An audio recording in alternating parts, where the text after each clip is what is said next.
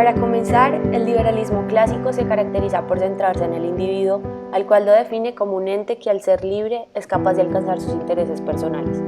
Para que un individuo sea considerado como libre, este debe ser dueño de sí mismo, de su trabajo y debe poder intercambiar bienes con otras personas.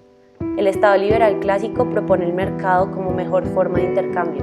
En un comienzo, este es un Estado que se enfoca principalmente en el cumplimiento de los derechos individuales que tiene cada ciudadano. De tal manera, el Estado debe restringirse por la libertad individual y sus funciones deben limitarse a la protección de esta y de la seguridad. Uno de los principales objetivos del Estado liberal clásico es proteger aquellas libertades civiles del ciudadano, tales como el voto, la libertad de expresión, la religión, entre otros. También, este tipo de Estado plantea que las sociedades progresarían en riqueza y en felicidad. Este fue la primera forma de Estado en muchos de los países de Europa. En cuanto a la financiación de este tipo de Estado, se optó por utilizar los impuestos, los cuales debían ser aplicados por igual a todas las personas que se encontrasen en la misma situación. Por otro lado, el Estado intervencionista surge como producto de la indignación de intelectuales y políticos ante las condiciones inhumanas impuestas a los trabajadores desde la Revolución Industrial, en la que se utilizaba el Estado liberal clásico. Dado que uno de los pilares del liberalismo es el respeto por el individuo y la dignidad humana, era necesario revisar los fundamentos filosóficos, políticos, jurídicos y económicos para evitar tal degradación.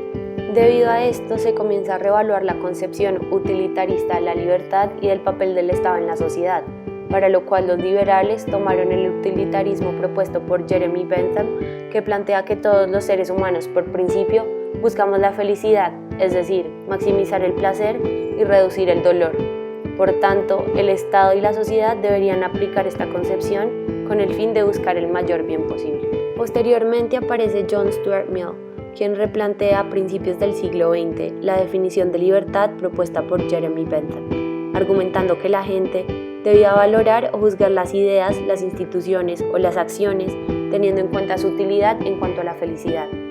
Además, Mill expone que el gobierno tiene la función de garantizar la libertad porque esta es fundamental para la felicidad.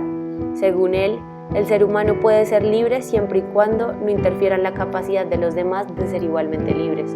De esta manera, involucra una concepción social, ya que para que exista una persona libre, ésta debe vivir en una sociedad libre. Otra de las ideas importantes que postula Mill es que él considera que la pobreza extrema es un límite para ser libre. La importancia de esta es que estimula el principio de hermandad al crear la idea de que el bienestar social es el interés de todos. Toda esta concepción que se origina se concreta en la transformación de la concepción del Estado hacia garantizar los derechos para proteger a los miembros de la miseria y el sufrimiento. Para esto, lo que muchos países crearon fue el acceso a mecanismos que aseguren la educación, la salud, la vejez, la falta de vivienda, entre otros.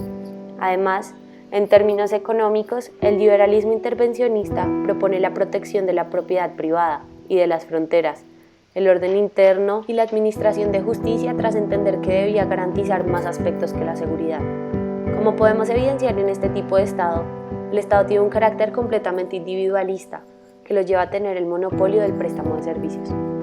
Para financiar todo esto que se propone en este tipo de Estado, se utiliza como primera fuente de financiación los impuestos. Para esto, el Estado toma en cuenta la capacidad contributiva de los individuos tras hacer que la cantidad de dinero dependa de la renta y riqueza de cada ciudadano.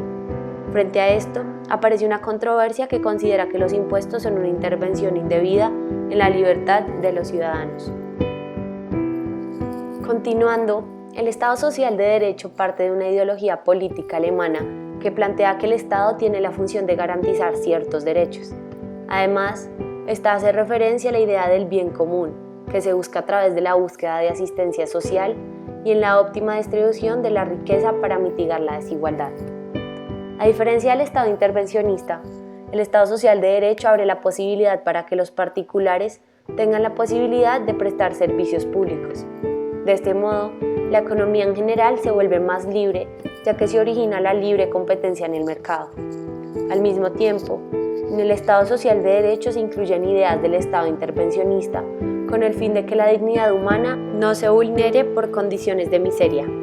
Es así como el Estado colombiano, siendo un Estado social de derecho, busca alcanzar un balance entre iniciativa individual y economía de mercado con la solidaridad y dignidad humana, tras consagrar tanto derechos civiles y políticos como derechos económicos, sociales y culturales. De este modo, los grandes cambios que surgen en este tipo de Estado con respecto al anterior son que se abandona el monopolio estatal en la prestación de servicios públicos, la banca central se convierte en independiente y existe mayor cobertura de servicios públicos.